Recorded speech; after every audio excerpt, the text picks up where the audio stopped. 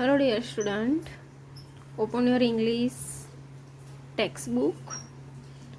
तो आज हम unit 4 what time is it का एक्टिविटी 2 आज मैं एक्सप्लेन कराऊंगी। ओके, तो पहले मैं आपको एक बात बताती हूँ कि आप अभी सभी लोगों की एग्ज़ाम आ रही है। ओके, तो मैंने रिवीजन भी दे दिया है, तो कुछ ग्रामर में से आएंगे और lesson number 1 lesson number 2 text book के जो क्वेश्चन आंसर है, जो एक्टिविटीज़ है, ओके, तो इसमें से ही आएंगे। तो प्लीज़ लर्न। ओके, तो आज हम एक्टिविटी 2 हम समझेंगे रिप वैन विंकल। ओके, तो रिप वैन विंकल एक इंसान है, तो वो बहुत आलसी है। ओके, तो चलो आज हम इसके बारे में स्टडी करेंगे। Rip Van Winkle was a lazy man. Lazy यानी कि एक आलसू इंसान। लेजी यानी कि एक आलसू इंसान। He would often go off into the forest with his dog Wolf to hunt for rabbits and squirrels. He would go round and hunt small animals. Okay? तो इसमें क्या दिया गया है कि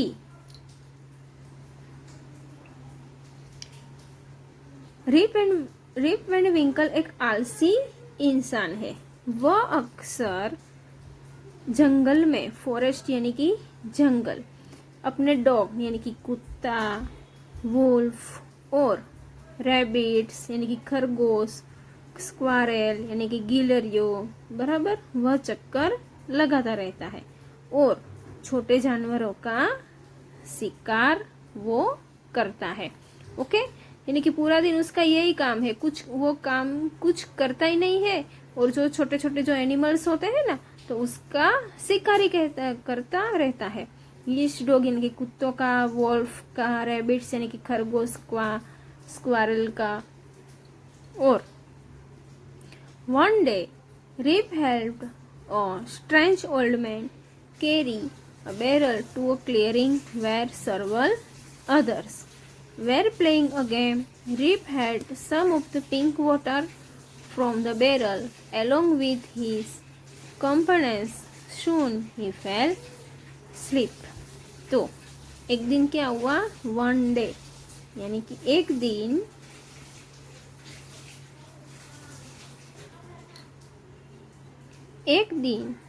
रिप ने एक स्ट्रेंज ओल्ड मैन यानी कि एक बूढ़े व्यक्ति की देखा, बराबर। तो carry a barrel to a clearing where several other were playing a game.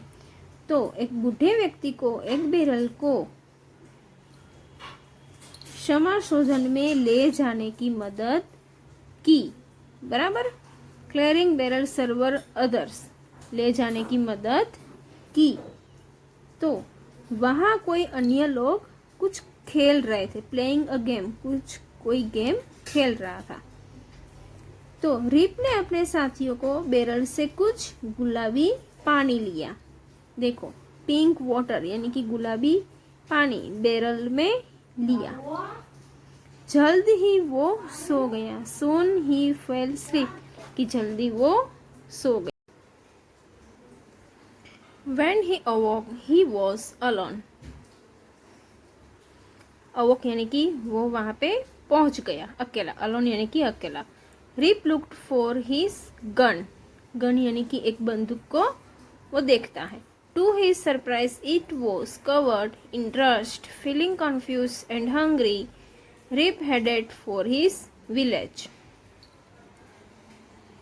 तो क्या हुआ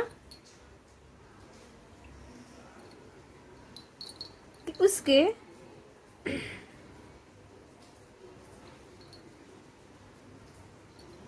फटे पुराने कपड़ों को और लंबी ग्रे दाढ़ी,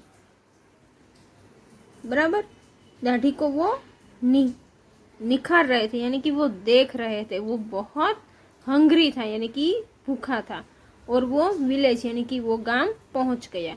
When he reached there, people gathered around him, strange at his tattered clothes and long grey beard, यानी कि ग्रे कलर की उसकी दाढ़ी थी, लंबी लंबी, और उसके फटे पुराने कपड़े थे, बराबर। तो वहाँ पे वो उसको देख रहे थे, घूर घूर के वो देख रहा था। रीच यानी कि वो वहाँ पे पहुँच गया। Rip saw a young woman, she looked like his wife.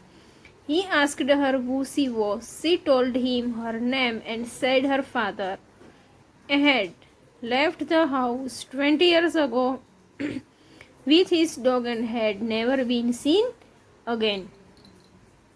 तो जो वहाँ पे वो पहुँच गया, बराबर। तो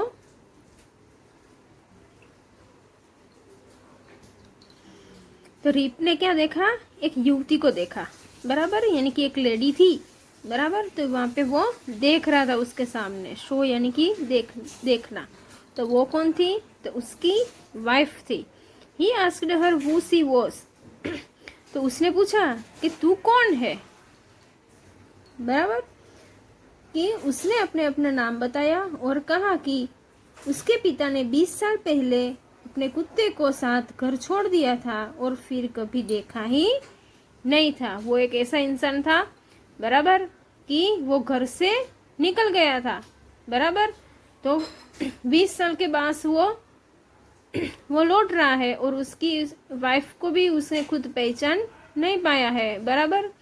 तो उसने पूछा कि तुम कौन हो, और हर फादर यानी कि उसके पिताजी ने भी उसको बताया कि ये तेरी वाइफ है, बराबर। और तू 20 ईयर्स अगो यानी कि 20 साल पहले तू चला गया था विथ हिज डॉग यानी कि अपने कुत्ते के साथ, और फिर वो कभी वापस आया ही नहीं। नेवर बीन सीन अगेन, कि तू वापस आया नहीं है। I am your father, cried Rip joyful and told them all how he had been asleep for the last 20 years. I am your father, तो जो उसका फादर था तो उसने बताया कि मैं तेरे पिताजी हूँ। तो क्राइड यानी कि रोना, तो रिप था, बराबर। तो वो बहुत रोने लग जाता है और उसने बोला कि मैं 20 साल के बाद यानी कि 20 साल के बाद मैं आ रहा हूँ। नेक्स्ट एक्टिविटी है एक्टिविटी 3, क्लॉक टिक है, बराबर। तो हम सुबह से लेके रात को हम कौन सी एक्टिविटीज़ करते हैं, ओके। तो ये क्लॉक के आधार है यानी कि समय के आधार है। तो चलो हम कुछ एक्टिविटी जान लेते हैं। Clock tick it is 6:30 in the morning. तो मॉर्निंग के यानी कि सुबह के 6:30 का टाइम हो गया है। Have to brush my teeth, तो अब मैं क्या करूँगा, मेरे टीथ को मैं ब्रश करूँगा। Have to go through bath, अब मैं उसके बाद क्या करूँगा, मैं उसके बाद नहाने के लिए जाऊँगा। Have to get ready for the school, तो मुझे कहाँ पे जाना है, मुझे स्कूल जाना है तैयार होके।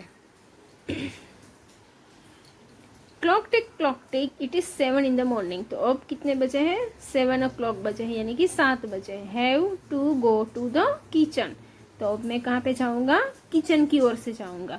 Have to eat my breakfast them, तो अब मैं क्या करूँगा, अब मैं कुछ नाश्ता करूँगा। ब्रेकफास्ट यानी कि नाश्ता। Have the food full me every when, okay. तो मुझे हर रोज़ नाश्ता फुल चाहिए। Clock tick it is 4 in the afternoon, अब कितने बजे है, आफ्टरनून के 4 बजे है। Have to do my homework, अब मैं क्या करूँगा, 4 बजे मेरा होमवर्क करने के लिए बैठूंगा। Have to go to play in the garden, तो उसके बाद मैं क्या करूँगा, गार्डन में कुछ खेलने के लिए जाऊँगा। Have me to relax after, इसके बाद में कुछ रिलैक्स हो गया यानी कि मैं शांति से बैठूंगा। The whole day's hard work, क्यों कि मैंने पूरा दिन हार्ड वर्क ही किया है यानी कि मैं बहुत मेहनत किया है। Clock tick it is 9 in the evening, okay. अब कितने बजे हैं, 9 o'clock हो गए यानी कि 9 बज गए हैं। Have to settle my bed like a surf, अब मैं मेरे बेड की तरफ जाऊँगा। Have the burden of the day off, तो अब मेरा आज का दिन पूरा हो गया है। Have me win my good night sleep, तो अब मैं रात को सोने के लिए जाऊँगा। तो ये कुछ एक्टिविटी है, बराबर। तो ये मैं आपको बाद में एक्सप्लेन कर दूँगी, ओके।